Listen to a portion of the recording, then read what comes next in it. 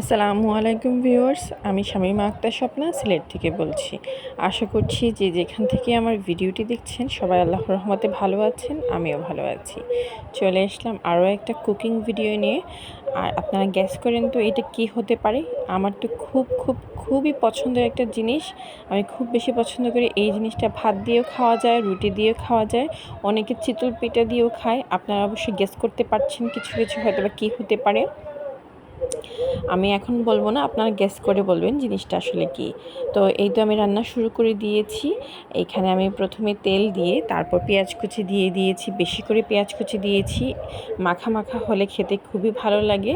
তারপর এখানে আমি হলুদ বাটা আর রসুন বাটা দিয়ে দিয়েছি, সাথে দিয়েছি গরম মশলা। গরম মশলার মধ্যে আমি দিয়েছি দারুচিনি, এলাচ, লং, গোলমরিচ, তেজপাতা।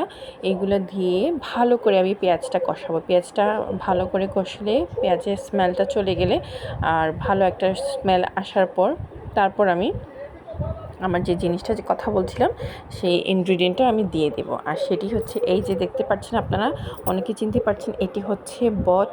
আমরা সিলেটি ভাষায় বর বলি, বাট শুদ্ধ ভাষায় বট মেবি বলা হয়। এটা হচ্ছে গরুর বট। অনেকেই পছন্দ করে, আবার অনেকেই এটাকে পছন্দ করে না, এটাও আমি জানি। আমি দেখেছি অনেকেই বট মানে শুনলেই আর কি কীরকম একটা মুখ বানায়। ওদের আসলে পছন্দ না, আসলে না পছন্দ হওয়ার কথাই এমন একটা জায়গায়, এমন একটা আসলে এটা গরুর পাকস্থলীর যেটা আর কি পাকস্থলীতে থাকে। তো এটা যখন পরিষ্কার করা হয় অনেক স্মেল থাকে, অনেক ব্যাড একটা স্মেল থাকে, এটা বলার মতো না। তো আসলে কিন্তু রান্নার পর যে একটা স্মেল আসে আর যে খাবারের যে সুস্বাদু, এটা আসলে বলে শেষ করার মতো না, এত একটা সুস্বাদু খাবার এটা। তো আমার তো খুবই পছন্দ, আমি তো খুব পছন্দ করি। তো এইটাই আমি আসলে রান্না করেছি। এটা আসলে রান্না করতে প্রথমে সিদ্ধ দিতে হবে, সিদ্ধ দিয়ে পানি ফেলতে হবে, না হলে স্মেলটা থাকবে, ব্যাড স্মেল যেটা বলছি এটা থাকবে।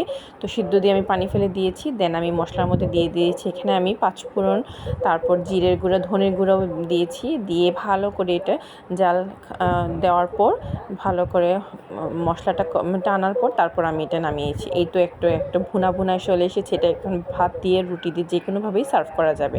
আপনারা কে কেমনভাবে খেতে পছন্দ করেন এটা জানাবেন। আর আমার ভিডিওটা কেমন হয়েছে অবশ্যই জানাবেন। আল্লাহ হাফিজ।